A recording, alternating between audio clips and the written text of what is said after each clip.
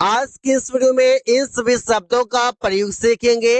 अंग्रेजी बोलने में कैसे प्रयोग किया जाता है, कैसे सेंटेंसेस बनाए जाते हैं, क्या इसका मीनिंग होता है। Use of get ahead. Get ahead का मतलब है कामयाब होना। कामयाब होना मतलब गेट अहेड। जैसे subject plus will plus get ahead plus object होगा। सब कोई अपने जीवन में कामयाब हो सकता है। Everybody can get ahead in his life. Ravi कामयाब होने की कोशिश कर रहा है, तो सेंटेंस बनेगा Ravi is trying to get ahead. Ravi is trying to get ahead. Ravi कामयाब होने की कोशिश कर रहा है।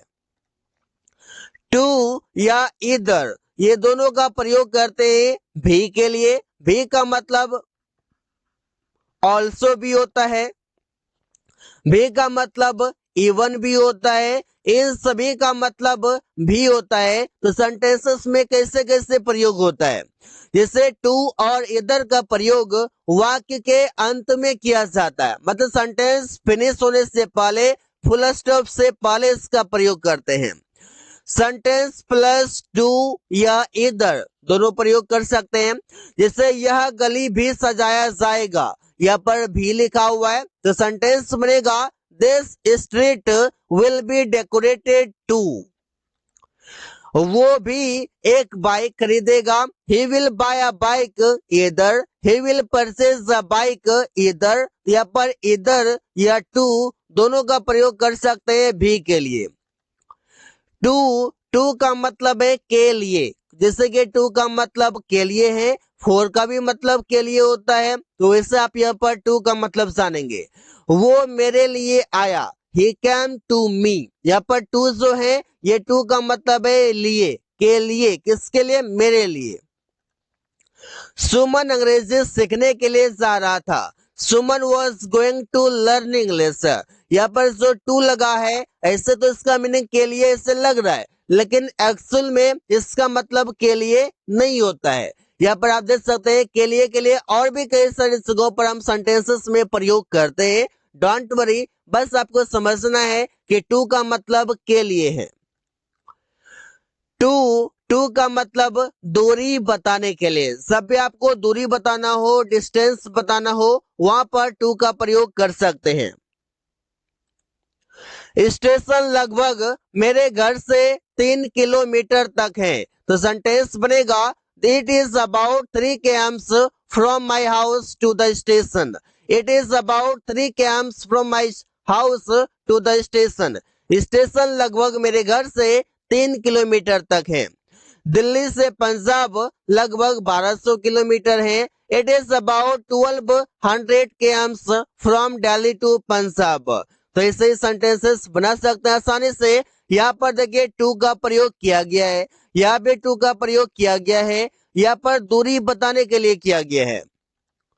इन a while, in a while का मतलब है कुछ देर में। कुछ देर में मतलब इन अ वाइल। जैसे subject verb object plus in a while. कुछ देर में तुम लोग अपना काम पूरा करोगे। You will complete your work in a while. कुछ देर में वो चाय बनाएगी। सी विल मेक टी या फिर प्रिपेयर टी बोल सकते हैं। सी विल मेक टी, वो चाय बनाएगी। इन अ वाइल, कुछ देर में। प्रेफर, प्रेफर का मतलब है से ज्यादा या फिर से अच्छा बोल सकते हैं। जैसे मैं सोने से ज्यादा खेलना पसंद करूंगा। I prefer playing to sleeping. वो पढ़ने से ज्यादा मूवी देखना पसंद करता है। He prefers watching movies to studying. तो ऐसे ही सेंटेंसेस बना सकते हैं। Would rather have, would rather have का मतलब है बजाय इसके पास होता। बजाय इसके पास होता मतलब वुड रेदर हैव का प्रयोग करते हैं। जैसे बजाय इसके राहुल के पास एक कार होता। Rahul would rather have a car. Rahul would rather have a car, बजाय इसके राहुल के पास एक कार होता। बजाय इसके मेरे पास एक लैपटॉप होता। I would rather have a laptop. I would rather have a laptop, बजाय इसके मेरे पास एक लैपटॉप होता। आई विश का मतलब है काश पास होता। काश पास होता मतलब आई विश का प्रयोग करते हैं। जैसे I wish plus subject plus had plus object का प्रयोग करते हैं। काश मेरे पास बहुत सारे पैसे होता, तो सेंटेंस बनेगा आई wish I had a lot of money. I wish मतलब है काश। काश मीन्स आई विश।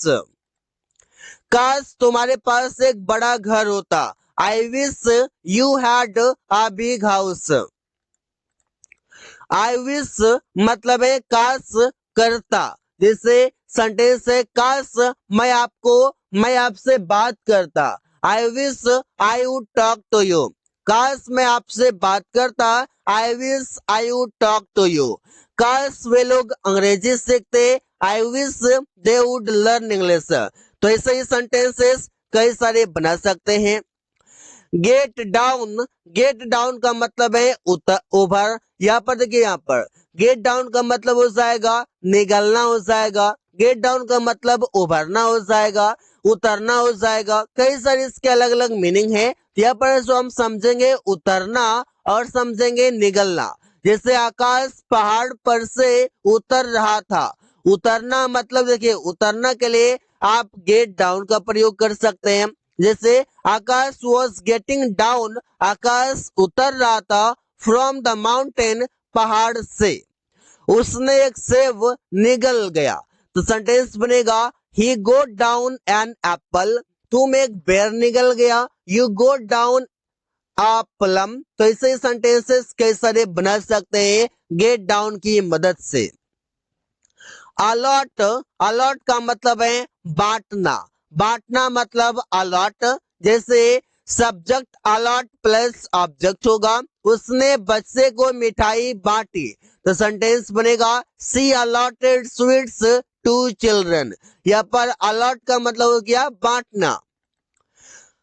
अमन सभी को कई सारी कलमें बांटी है। तो सेंटेंस बनेगा Aman has allotted many pens to all. सभी को मतलब टू ऑल हो गया। अबाउट विच का मतलब है किसके बारे में। जैसे about which plus helping verb, subject main verb, object plus question mark. Rahul किसके बारे में सोच रहा है। About which is Rahul thinking. वो किसके बारे में बात कर रही है। About which is she talking. About which is she talking, वो किसके बारे में बात कर रही है।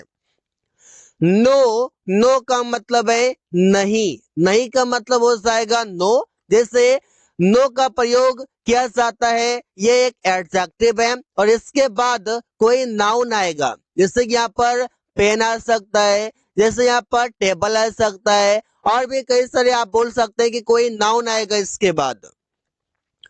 पानी नहीं है तो सेंटेंस बनाते हैं देयर इज नो वाटर। यहाँ पर वाटर एक नाउन है। नो वाटर मतलब पानी नहीं है।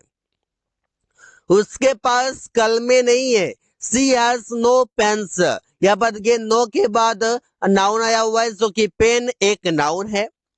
So guys, thanks for watching. That's all for today.